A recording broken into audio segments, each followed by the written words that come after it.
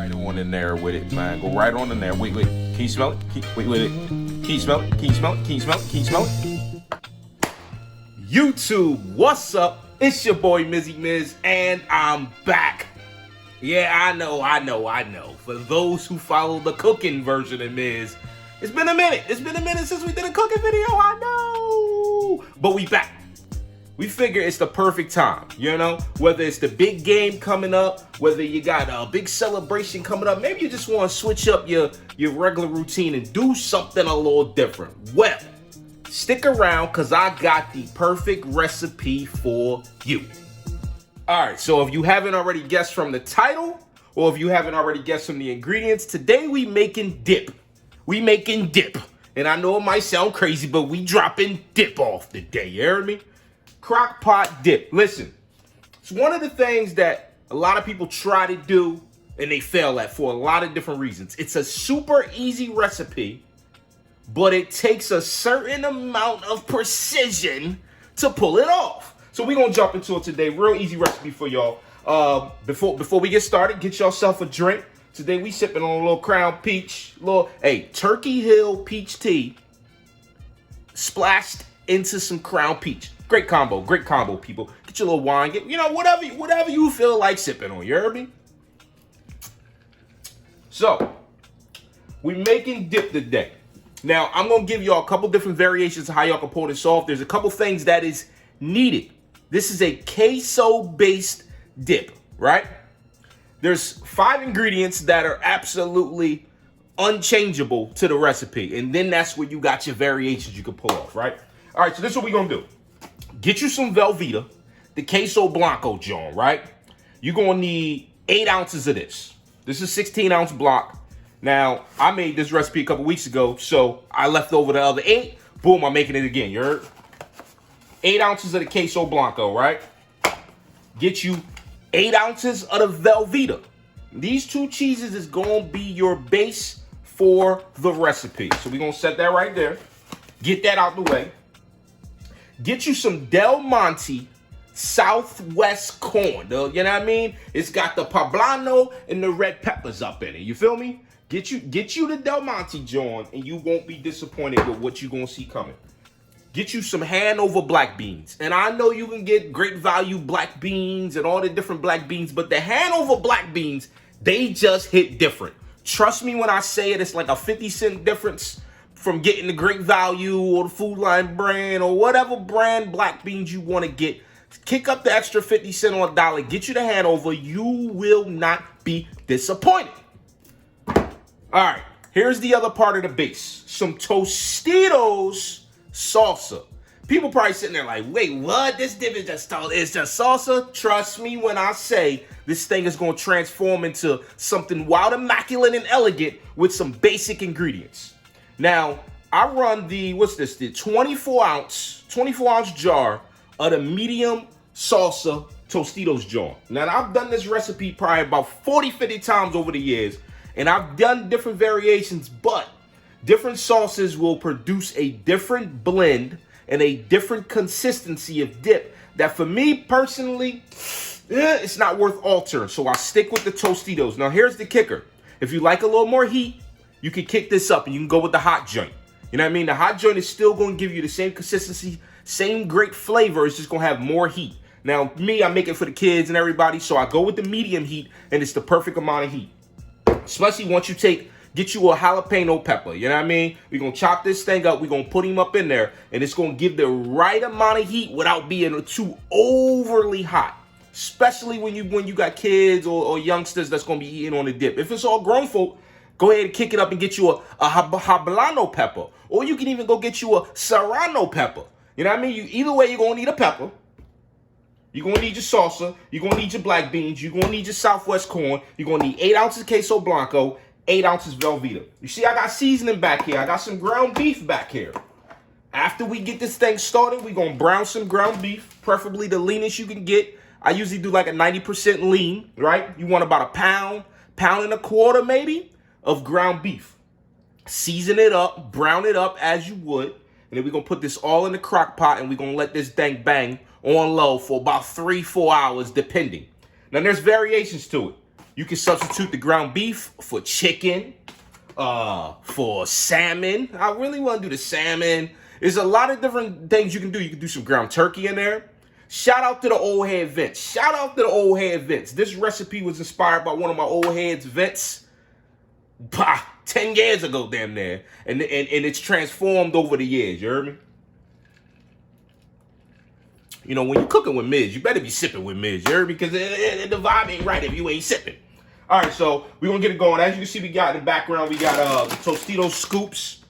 Going to be wild implemental. We're going to need this when we start scooping later. The scoopage that you can get with these scoops is just crazy. And then to mix it up, nice twist, get the Tostitos hints of lime joints.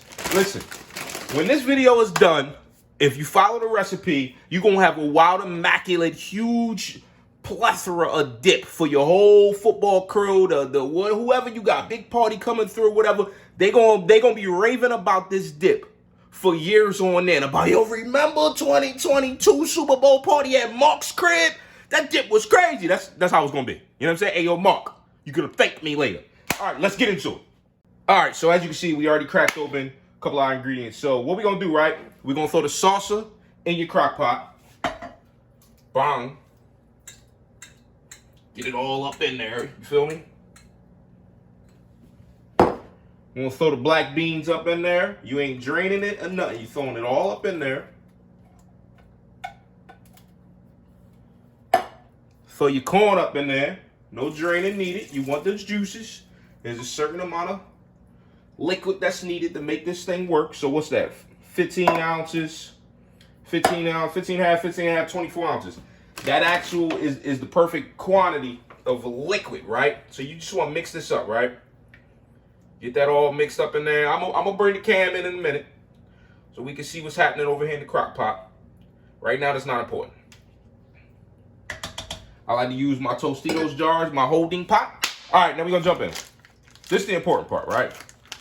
We're gonna get ready to cut this cheese up. Now, there's a certain way you need to get this cheese cut up to be able to properly melt it. Because here's what you're gonna find out when you do this recipe.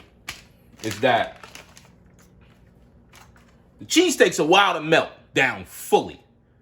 So because it takes a while to melt down fully, if you get it too clumpy, it's gonna take even longer to melt down, and then you might find yourself 6 hours in and you still got clumps of cheese in there. So the key is to cut it into little small cubes, right?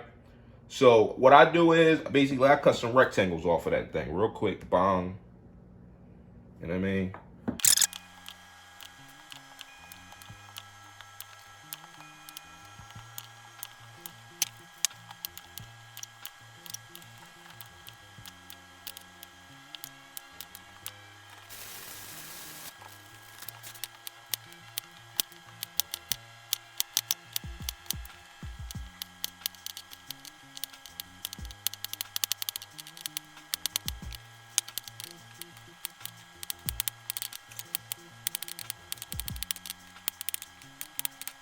We back. Now, as you can see, we chopped up our cheeses. We chopped up our jalapeno, right? Now, as you probably seen in the wild, beep, beep, beep, you know what I mean?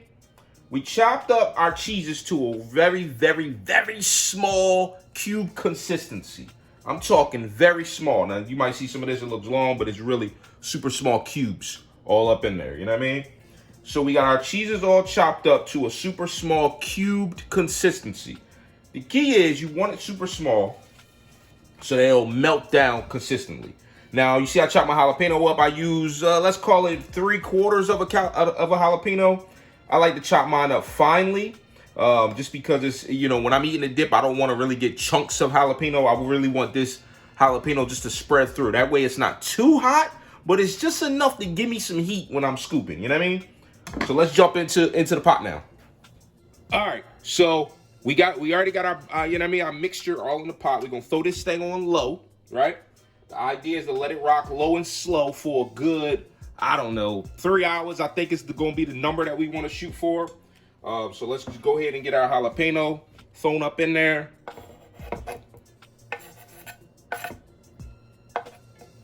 Seeds and all, the seeds is good for you, you know what I mean? And then we're gonna slide that aside a little bit. And now we're gonna get our cheeses mixed in. Now the key is, any squares you got, you wanna make sure they're broken up. You wanna try not to have cheeses all touching each other, all wild crazy. I mean, they're gonna touch, but you don't want it to be clumpy. That was the whole point of chopping it down into these super small pieces like this. So what I usually will do is I'll do a few Velveetas in there, and this helps the mixing factor, because when you're mixing it, you really don't want to break the cheese up prematurely. You want it to stay cubed so that way it melts down perfectly. Whereas if you get it all smashed and mashed early, you can run into a mess. So as you can see, I'm just getting a nice little mixture of cheeses thrown up in there.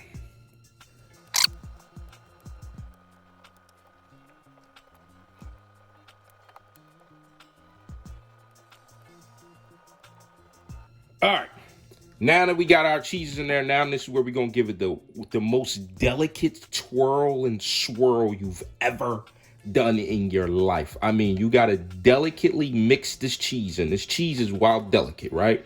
You want it to stay cubed formed. You don't want it to be getting all too smashed up. You don't want it to start hitting the sides too early. Now, mind you, I just turned the crock pot on. Usually I would turn the crock pot on as soon as I put the beans and stuff in, and just start letting that warm up a little bit.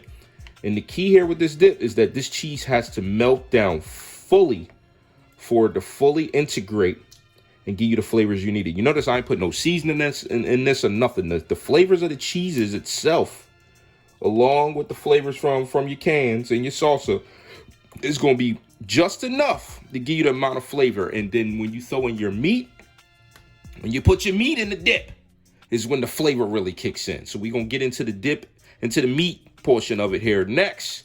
As you can see, we just got that thing all mixed up nice and good, low and slow. We're going to let that go. We're really not going to stir it again until those cheeses are pretty much fully melt. We're going to stir it one good time when we get ready to throw the meat in. So we're going to put this lid on. And what we do is we let that go on low, probably for about 30 minutes or so. We want to actually see the cheeses start to melt down in there a little bit. And then at that point, we're going to go to the stove. We're going to make our meat, get our meat brown, seasoned up, the whole nine. And then we're going to throw that in there. And when we throw it in, we give it that good stir. And then we're not even going to touch it for like 3 hours. We're going to just let that thing melt all the way down. We'll be back. All right, so you just want to get you know, some ground beef. Brown them up. As such, season it with whatever it is that you want to season it with, you know. I like to season my ground beef with some black pepper, a little Lawry's, the less sodium joint, and a little onion powder, you know. Season that thing up, brown it up real good. And then we're going to throw him right up on into the dip with the cheese. We're going to see what it's popping for. All right, we back. All right, so let me see. I'm not sure what I said in the last part, but we let this cheese melt for about an hour and a half, roughly. Let me see. Yeah, about an hour and a half. Let the cheese melt for about an hour and a half. You can see the cubage is starting to break down. When we get it to stir, you're going to see how it's all melting and coming together. So we got our ground beef browned on up. We're going to drop them on in. We cooked our ground beef, browned it up good, seasoned it up good. And now we're going to just mix that thing in there. And you can see the cheese already. You can see it as I spread it. That cheese is all up in there. Wild crazy. Melt it up. So now we're just going to get this one really, really good stir. We need this to fully all bind with each other. You know, you see it? It's starting to now come into a full cheese. It's taking over all of the salsa, and it's a cheese base now. Now listen, I'm guaranteeing y'all that when you make this, don't taste it yet. Don't play yourself. You gotta wait until this cheese is fully melted to be able to get the full flavor. It's barely hot right now. You get me? You can come over that thing. So she been on the crock pot for about an hour and a half right now. Cheese, about an hour and a half. We're gonna let this thing go for about 3 to 4 hours total. So it's been on for an hour and a half. Look at that, look at that, look at that. She righteous. All right, so we done had it on for about an hour and a half. We done added our beef. Now we're gonna let it go for about another hour and a half. Just let it chill. Let it do its thing. Now you're gonna peak it probably about at the hour mark.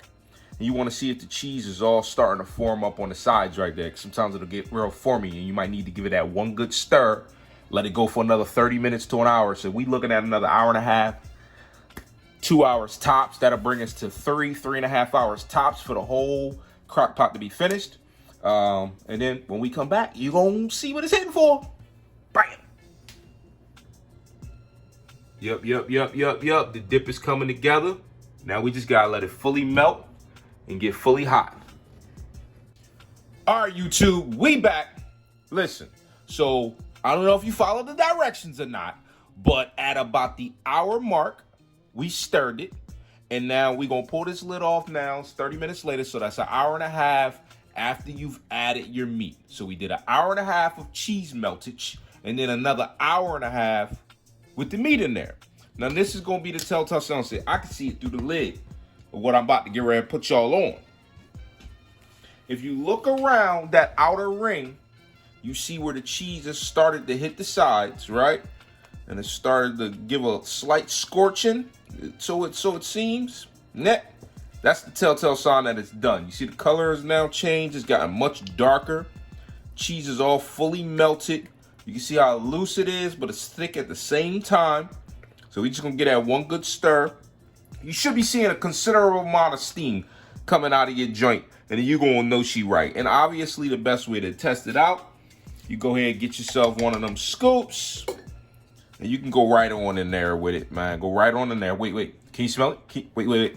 Can you smell it? Can you smell it? Can you smell it? Can you smell it? Mm-hmm. Oh, man. Mm-hmm. Oh, that's good. That's good right there. Oh, my goodness, that's good. You should be about burning your mouth right about now. And then you'll know that she's done. She's good and hot. So what we gonna do, we can go ahead and scoop us out some, you know. Get a nice bowl. I like to do about a scoop, you know. It's a little appetizer type meal. Appetizer type vibe. We're gonna set that on over there. We're gonna lid this thing back up. We're gonna turn the crock pot to warm, because she's officially done. And then we're gonna do the final taste test. All right, here we go. Your dip is done. Nice little small bowl. Help yourself out, you know. It's got a nice smokiness going on with it. And that's where I said them scoops gonna come in handy at. If you see, when you scooping, it's chunky, you know. The ground beef is chunky. You know, you got your beans, everything is in there. Listen, the best dip you've never heard of. You can thank me later. Enjoy it. Until next time, we out.